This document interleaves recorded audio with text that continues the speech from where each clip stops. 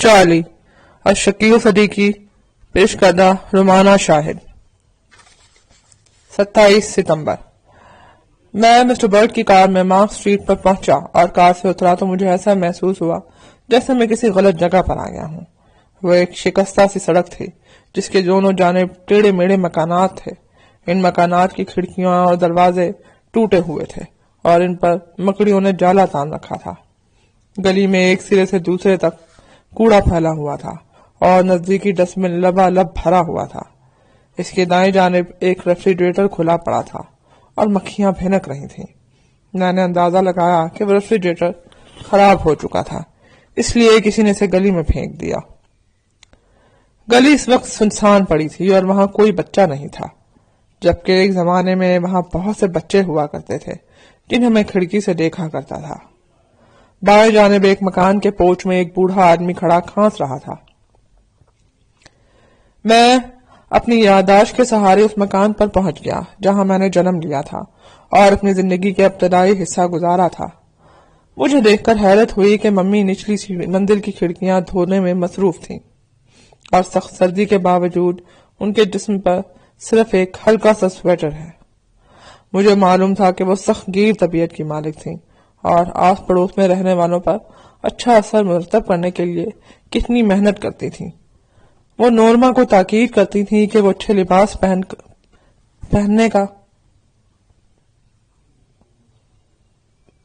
اچھا لباس پہنے، مکان میں اچھا فرنیچر ہو اور میں مکان میں بند ہو کر بیٹھوں تاکہ کسی کو یہ نہ معلوم ہو سکے کہ میں ذہنی طور پر پسماندہ ہوں۔ شاید اسی لیے میں مکان کی کھڑکی سے سڑک کی طرف دیکھتا رہتا تھا۔ میں مکان کے دروازے پر پہنچا تو انہوں نے سر اٹھا کر میری طرف دیکھا۔ ان کی پیشانی پر پسینے کی ننھی ننھی بوندیں چمک رہی تھیں۔ سر کے بال چاندی کی طرح سفید ہو چکے تھے اور چہرہ جھریوں سے پر تھا۔ آنکھیں دھندلا گئی تھی اور ان میں خوشگوار زندگی کی چمک باقی نہیں رہی تھی۔ انہوں نے مجھے ایک اچکتی سی نگاہ ڈالی اور اپنے کام میں دوبارہ مصروف ہو گئی۔ میں وہاں خاموشی سے کھڑا رہا۔ انہیں مخاطب کرنے کی مجھ میں ہمت نہیں تھی۔ میں چاہتا تھا کہ پہلے وہ کچھ کہیں۔ بالآخر انہوں نے اپنے ہاتھ روکے اور مجھ سے پوچھا، کیا تمہیں کوئی چیز چاہیے؟ ان کی آواز گلو گرفتہ تھی۔ یادوں کے دریچوں سے باز گشت آئی تو میں نے جانا کہ یہ وہی آواز ہے جسے سننے کے لیے میں بےتاب تھا۔ میں نے جواب دینے کے لیے اپنا منہ کھولا مگر حلق خشک ہو چکا تھا، اس لیے آواز برآمد نہ ہوئی۔ میں نے کوشش کی تو کھڑکھڑاتی ہوئی آواز آئی، ممی۔ میں اس وقت دنیا کی بیشتر زبانیں سیکھ چکا تھا اور متعدد علوم پر قدرت رکھتا تھا، لیکن جب میں نے اپنی ممی کو مخاطب کیا تو ممی جیسا لفظ نکلا جیسے کوئی بھیڑ کا بچہ اپنی ماں کو دیکھ کر ممیا رہا ہو۔ انہوں نے اپنی پیشانی سے پسینہ صاف کیا اور میری طرف آنکھیں بھینچ کر کہا جیسے پہچاننے کی کوشش کر رہی ہوں۔ میں نے ریلنگ میں لگا ہوا فولادی گیٹ کھولا اور اندر چلا گیا۔ پھر میں نے زینے طے کی اور ان کے قریب پہنچا۔ وہ چونک کر پیچھے ہٹ گئی اور ان کے حلق سے بے اختیار نکلا، چارلی۔ یہ الفاظ ادا کرتے ہوئے انہوں نے گہرا سانس لیا تھا۔ نہ تو وہ چیخی تھی اور نہ ہی انہوں نے سرگوشی کی تھی۔ ممی، میں نے ان کے قریب جاتے ہوئے کہا، یہ میں ہوں۔ وہ 2 قدم مزید پیچھے ہٹیں تو وہ بالٹی الٹ گئی جس میں کھڑکیاں دھونے کے لیے صابن کا پانی بھرا تھا۔ تم یہاں کیا کر رہے ہو؟ میں یہاں تم سے ملاقات کرنے آیا تھا، تم سے باتیں کرنے۔ میری زبان خشک ہونے لگی۔ نہیں، مجھ سے دور نہ ہو، یہاں سے نہ جاؤ۔ مگر وہ چھپاک سے اندر گئی اور اس نے دروازہ بند کر لیا۔ یہاں سے چلے جاؤ اور مجھے تنہا چھوڑ دو، وہ بلند آواز سے بولی۔ وہ مجھ سے دور کیوں بھاگ رہی تھی؟ وہ اس طرح تو میرے وجود کی نفی نہیں کر سکتی تھی۔ مجھے اندر آنے دو ممی، میں تم سے باتیں کرنا چاہتا ہوں، میں نے ملتجیانہ لہجے میں کہا۔ پھر دروازے کے اوپری حصے میں لگے ہوئے شیشے پر ہاتھ مارا تو وہ چھناکے سے ٹوٹ گیا اور میرا ہاتھ کرچیاں لگنے سے زخمی ہو گیا۔ خون کی 2-4 بوندیں فرش پر گری۔ میں نے خود کو ملامت کی کہ یہ میں نے کیا کیا۔ میرے اس اقدام سے تو وہ مجھے فاطر العقل سمجھ رہی ہوگی اور یہ خیال کر رہی ہوگی کہ میں اسے نقصان پہنچانا چاہتا ہوں۔ میں نے دروازے پر 2-3 ٹھوکریں ماری تو اس کی کنڈی جواب دے گئی اور دروازہ کھل گیا۔ میرے زخمی ہاتھ سے خون ٹپک رہا تھا، اس لیے میں نے اسے کوٹ کی جیب میں ڈال دیا۔ مکان کا نقشہ وہی تھا جسے میں اپنے ڈراؤنے خوابوں میں بارہا دیکھ چکا تھا۔ تمام چیزیں ویسی ہی تھیں۔ مختصر سے ہال کے بعد جو کمرہ واقع تھا اس کا دروازہ بند تھا۔ میں نے اس کے قریب پہنچ کر کہا، دروازہ کھولو ممی۔ ممی نے جواب نہیں دیا، البتہ ایک کتا بھونکا۔ ممی، میں صرف تم سے باتیں کرنے آیا ہوں اور اس کے لیے میں نے ایک طویل سفر کیا ہے۔ اگر تم دروازہ نہیں کھولو گی تو میں توڑ دوں گا۔ میں نے بلند آواز سے کہا، خاموش رہو، تم خواب جا میں جاؤ، انہوں نے سرگوشی میں کتے سے کہا۔ پھر چند ثانیوں بعد انہوں نے دروازہ کھول دیا اور مجھے آنکھیں پٹ پٹا کر دیکھنے لگی۔ ممی، میں نے سرگوشی میں کہا، میں تمہیں نقصان پہنچانے نہیں آیا ہوں۔ تم شاید اب بھی مجھے ذہنی طور پر کمتر سمجھ رہی ہو، مگر تم غلط ہو۔ میں اب ٹھیک ہو چکا ہوں اور نورما اور تمہاری طرح سے نارمل ہوں۔ میں سسکیاں لے رہا اور گڑ گڑا رہا تھا تاکہ وہ متاثر ہو جائے اور دروازہ بند نہ کرے۔ میں ہیجان میں مبتلا تھا اور چاہتا تھا کہ گزرے ہوئے دنوں کی روداد اسے ایک سانس میں سنا دوں۔ تم مجھے ایسی نظروں سے کیوں دیکھ رہی ہو؟ کیا تم نے میرے بارے میں اخبارات میں نہیں پڑھا؟ سائنسدانوں نے مجھ پر تجربات کر کے مجھے بالکل ٹھیک کر دیا ہے۔ میرا آپریشن کیا گیا ہے تاکہ میری ذہنی صلاحیتیں بڑھ جائیں۔ یہ اپنی نوعیت کا پہلا آپریشن ہے جو مجھ پر کیا گیا۔ اب میں نورما، چچا ہرمین یا ڈیڈی سے زیادہ اسمارٹ ہوں۔ میں ایسی باتیں سمجھ لیتا ہوں جو کالج اور یونیورسٹی کے پروفیسروں کی سمجھ میں بھی نہیں آتی۔ تم مجھ سے باتیں کرو، میں ایسے جواب دوں گا کہ تمہیں مجھ پر فخر ہوگا۔ تم اپنے پڑوسیوں سے سر اونچا کر کے بات کر سکو گی۔ جب میں چھوٹا سا تھا تو میرے ذہن میں بہت سی گتھیاں پیدا ہو گئی تھیں، بہت سی گرہیں بن گئی تھیں۔ میں ان گرہوں کو کھولنا چاہتا ہوں اور اس دنیا میں صرف تم ہو جو یہ کام کر سکتی ہو۔ مجھے اندر آنے کی اجازت دے دو تاکہ میں تمہارے سامنے بیٹھ سکوں۔ میرے سرگوشیانہ انداز میں التجا کرنے سے وہ مسحور ہو گئی۔ میں نے ایک داؤ اور آزمایا، اپنا زخمی ہاتھ جیب سے نکال لیا۔ اس لہو لہان ہاتھ کو دیکھ کر وہ چونکی۔ اس نے ملائم لہجے میں کہا، تم نے خود کو زخمی کر لیا؟ اس کے لہجے میں مغمومیت نہیں تھی، اس کا لہجہ جذبات سے عاری اور سپاٹ تھا۔ اگر کوئی کتا خون بہاتا ہوا اس کے سامنے پہنچ جاتا تو وہ اسی انداز میں مخاطب ہوتی۔ آؤ اندر آ کر ہاتھ صاف کر لو، میں آیوڈین لگا کر بینڈیج باندھ دوں گی۔ میں اندر جا کر واش بیسن کی طرف چلا گیا۔ اس واش بیسن پر وہ میرا منہ دھلاتی تھی۔ تمہیں دروازے کا شیشہ نہیں توڑنا چاہیے تھا سردست، میرے پاس اتنی رقم نہیں ہے کہ میں اس کی جگہ نیا شیشہ لگوا سکوں۔ اس نے صابن میرے ہاتھ سے لے لیا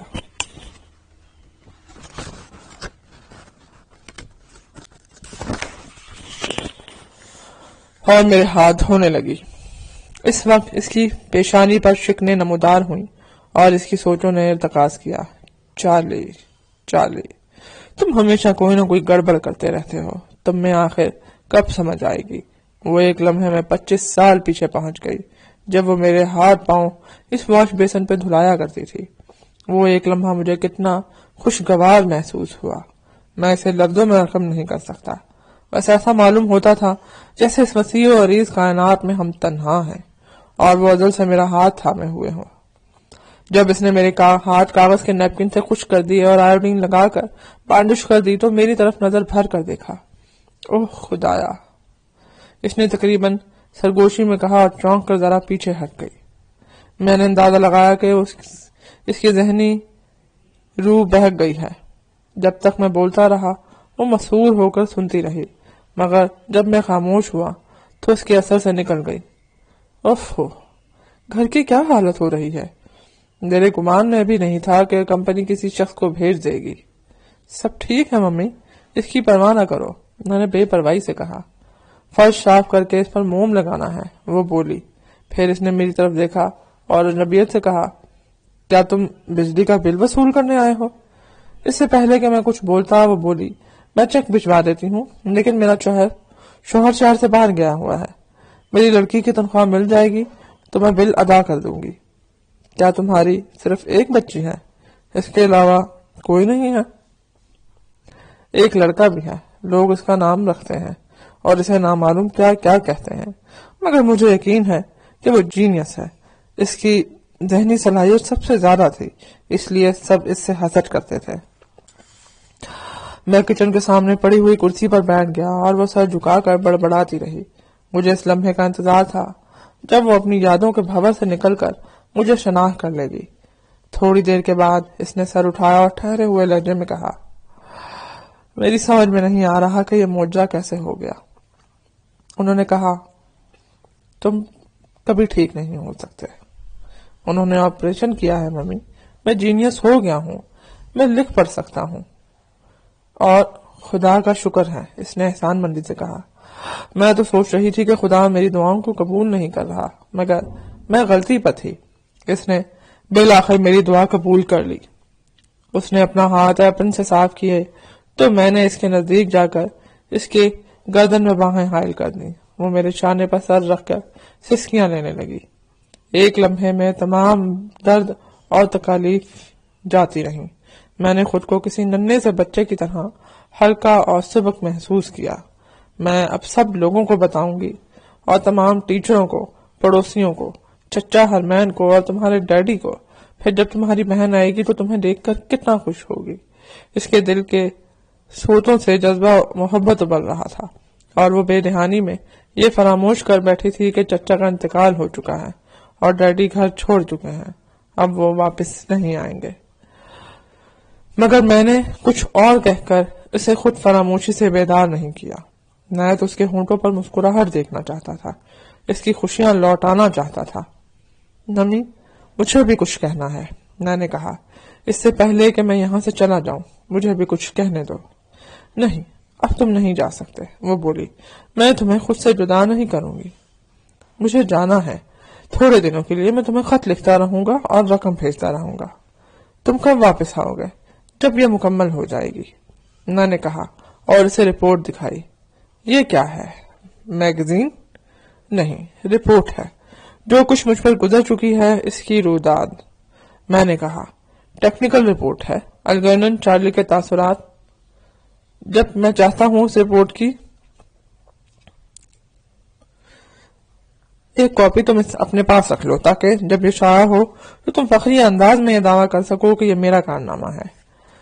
سب مجھ پر ہنستے تھے، میرا مذاق اڑاتے تھے، مگر میں جانتی تھی کہ تم ایک روز کوئی کارنامہ کرو گے۔ وہ مسکرائی، اس کی ہنسی میں آنسوؤں کی نمی تھی۔ پھر اس نے بالٹی میں صابن کھولا اور دوبارہ کھڑکیاں دھونے لگی۔ اب وہ خوشی سے گنگنا رہی تھی۔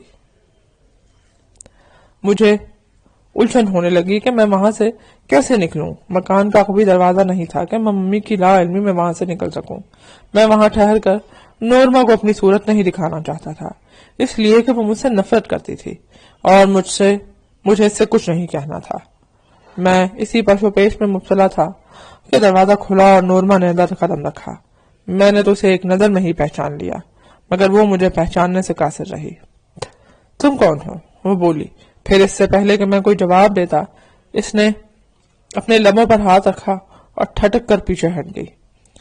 چارلی، اس نے گہرا سانس لے کر کہا، میری سمجھ میں نہیں آ رہا کہ میں کیا کہوں۔ تمہیں بچانا چاہیے تھا کہ تم آ رہے ہو، کہیں ایسا نہ ہو کہ مجھے سکتہ ہو جائے۔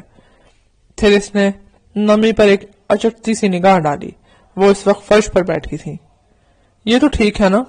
اچانک خوش ہونے پر انہیں ذہنی جھٹکا تو نہیں لگا؟ تھوڑی دیر کے لیے اپنی کیفیت سے نکلی تھی تو میں نے ان سے باتیں کی تھی۔ دراصل ان کی عمر زیادہ ہو چکی ہے، اس لیے بھول جاتی ہیں۔ ڈاکٹروں کا کہنا تھا کہ انہیں نرسنگ ہوم میں داخل کروا دیا جائے، مگر میں یہ نہیں کہہ سکتی۔ تمہیں دیکھ کر میں خوشی سے پھولی نہیں سما رہی ہوں۔ وہ میرے قریب آ کر بولی، تمہیں اتنا سمارٹ دیکھ کر بصارت پر یقین نہیں آ رہا۔ محسوس ہو رہا ہے جیسے جیتی جاتی آنکھوں خواب دیکھ رہی ہوں۔ کیا تم واقعی خوش ہو؟ میرا خیال تھا کہ تم مجھے دوبارہ نہیں دیکھنا چاہتی۔ نہیں چارلی، یہ تم کیا کہہ رہے ہو؟ اس نے وارفتگی میں میرے دونوں ہاتھ پکڑ لیے۔ میرا دل کہتا تھا تم ایک روز ضرور واپس آؤ گے۔ جب میں نے اخبار میں پڑھا کہ تم کنونشن ہال سے فرار ہو گئے تو مجھے تشویش ہوئی کہ تم اب معلوم نہیں کہاں گئے ہو۔ اس سے پہلے وہ پروفیسر آیا تھا نیمور، اس کا کہنا تھا کہ وہ آپریشن کر کے تمہیں جینیس بنا دے گا۔ میں تو خود یہی چاہتی تھی، اس لیے میں نے اجازت دے دی۔ اس کے بعد جب تم سمارٹ اور ذہین ہو گئے تو میں نے اپنی تمام سہیلیوں اور دوستوں کو تمہاری تصویریں دکھائیں جو اخباروں میں چھپی تھیں۔ مجھے تم پر فخر ہے، اس نے سانس لے کر کہا۔ تم میرے بڑے بھائی ہو اور میرے لیے تمہارا وجود نعمت ہے۔ تم کھڑے کیوں ہو؟ بیٹھو، میں تمہارے لیے کچھ کھانے کو لاتی ہوں۔ سمجھ میں نہیں آ رہا کہ بات کہاں سے شروع کروں۔ تم 17 سال تک آنکھوں سے اجھل رہے، مجھے ایک ایک لمحے کی رودات پوچھ رہا ہے۔ سمجھ میں نہیں آ رہا کہ کہاں سے ابتدا کروں۔ نورما کی وارفتگی دیکھ کر میں تذبذب کا شکار ہو گیا۔ اس کی اپنائیت میرے خلاف توقع تھی۔ اگر وہ بالغ ہو گئی تھی تو یہ ضروری نہیں تھا کہ وہ اپنی نفرت اٹھا کر ایک طرف پھینک دیتی اور میرے دل میں اپنے لیے محبت کی جوت جگا کر بیٹھ جاتی۔ میرا خیال تھا کہ تمہیں مجھ سے نفرت ہے۔ بالآخر میں نے اپنے اندیشے کا اظہار کیا۔ بچپن کی یادیں مجھے اب بھی آ کر ڈستی ہیں۔ تمہارے دل میں نفرتوں کے دھاگے بندھے ہوئے ہیں۔ وہ دن کبھی نہیں بھول سکتا جب ہم تہہ خانے میں سروں پر لیمپ کے شیڈ رکھے چینی کلی بنے ہوئے تھے۔ مجھے تو کچھ یاد نہیں، آگے بتا، وہ بولی۔ تم اس وقت 7 سال کی تھی اور میں شاید 13 سال کا۔ ہم اپنے سروں پر لیمپ شیڈ رکھ کر سپرنگ والے گدوں پر اچھل رہے تھے۔ دفعتاً تمہارا سر دیوار سے ٹکرا گیا اور تم چیخنے لگی۔ ممی اور ڈیڈی دیوانہ وار بھاگتے ہوئے تہہ خانے میں آئے اور انہوں نے مجھے خون خوار نظروں سے دیکھا کیونکہ تم کہہ رہی تھی کہ میں نے تمہیں ہلاک کرنے کی کوشش کی ہے۔ ممی یہ سن کر آگ بگولا ہو گئی اور انہوں نے مجھے اس چمڑے کے بیٹ سے مارا، اتنا کہ میں بے ہوش ہو گیا۔ انہوں نے ڈیڈی سے شکایت کی کہ وہ تمہارا خیال نہیں رکھتے، اگر تمہیں کچھ ہو جاتا تو۔ تمہیں یہ واقعہ یاد آیا؟ ہاں یاد آیا، مگر ٹھنڈا سا۔ مجھے تم سے نفرت تھی، اس لیے کہ اسکول اور محلے کے بچے مجھے تمہارا نام لے کر چڑھایا کرتے تھے۔ وہ کہتے تھے میں پاگل کی بہن ہوں۔ کلاس میں بچے تمہارا اور میرا نام تختہ سیاہ پر بھی لکھ دیتے تھے اور میں شرم سے زمین میں گڑ جاتی تھی۔ مجھے تمہارے کرب کا احساس ہے، میں نے رنجیدگی سے کہا۔ میری اس معذوری کی بنا پر ممی نے مجھے اس مکان میں قید کر رکھا تھا۔ اس وسیع دنیا کو بس میں کمرے کی کھڑکی سے دیکھا کرتا تھا۔